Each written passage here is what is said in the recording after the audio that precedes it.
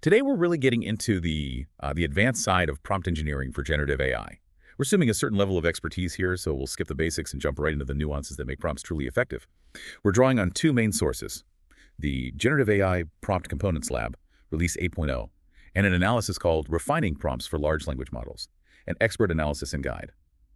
Our goal is pretty straightforward: equip you with actionable insights to really refine how you interact with these AI models. Exactly.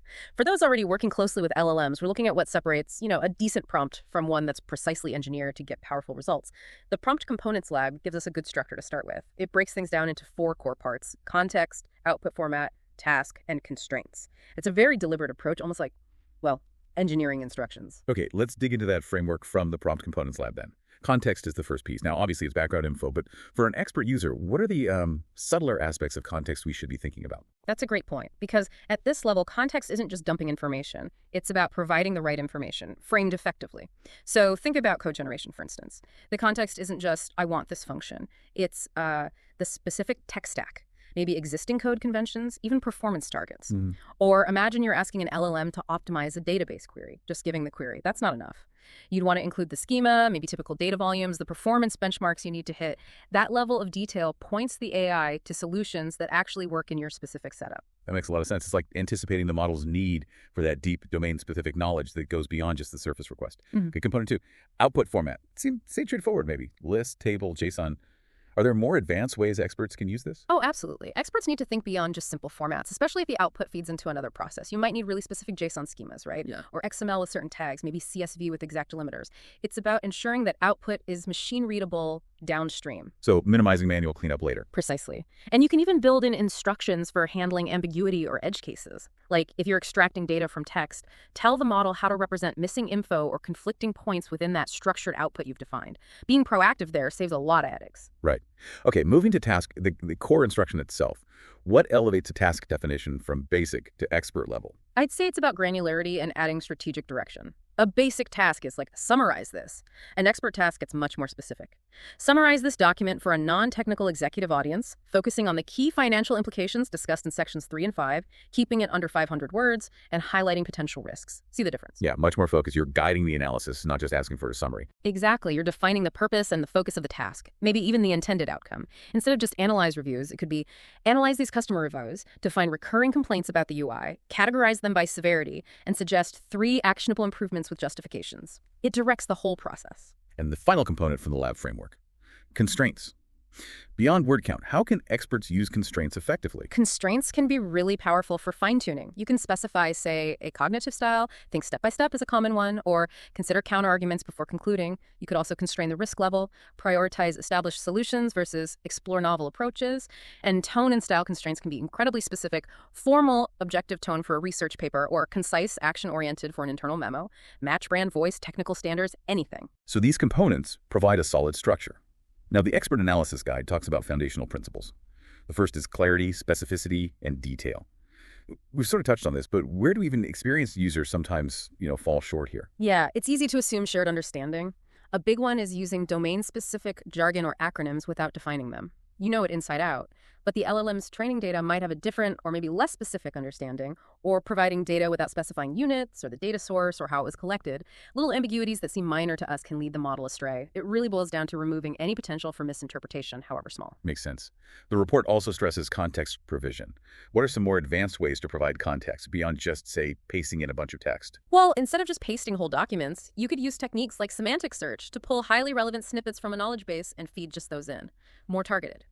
Or structuring the context hierarchically, start broad, then drill down into specifics.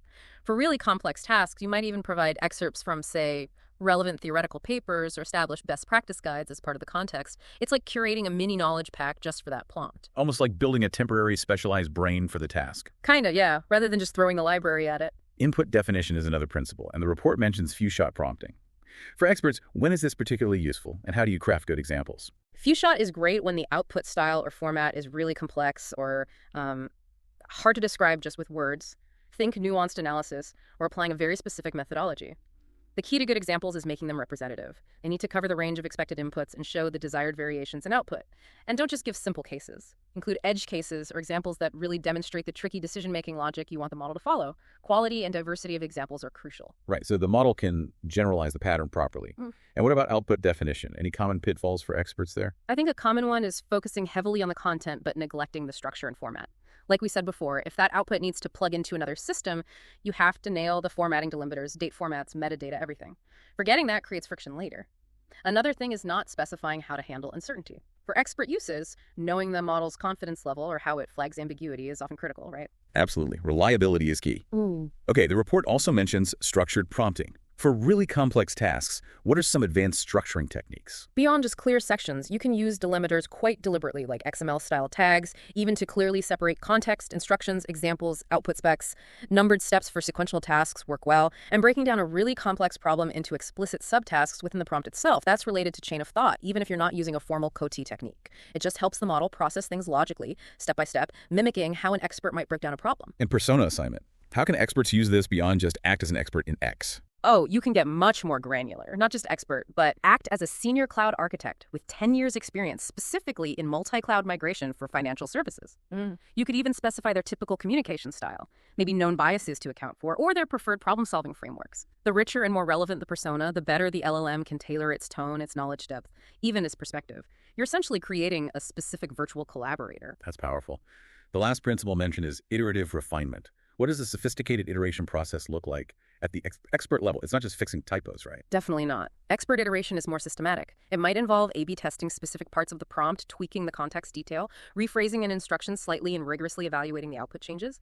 And evaluation goes beyond just, is it correct?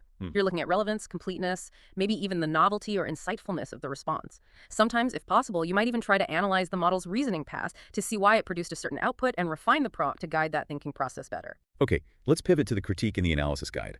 The example prompt was, you are a prompt engineering expert and textbook author. Please read all of the uploaded document, then use all of your resources to research the 4 prompt components and develop a guide on them.